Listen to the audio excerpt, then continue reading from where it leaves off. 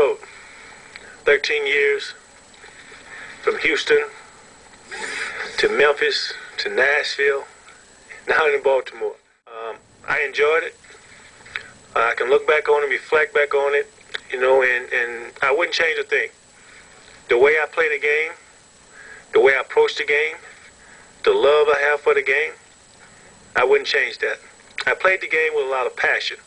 I played the game with a lot of heart.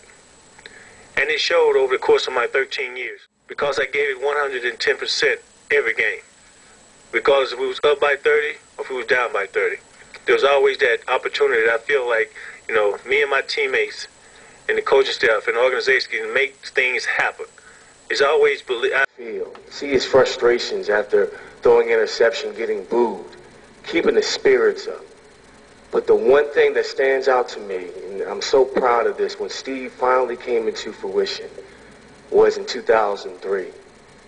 When we came into the team meeting room and Jeff was giving the announcements of the Pro Bowlers. And he announced that Steve was the co-MVP of the league. We all stood up and gave him a standing O because we knew the hard work, the frustration that he had to go through. He had to break so many things in terms of the stereotypes that he couldn't do it. He didn't have the arm. He wasn't tough enough. He was about perseverance and heart.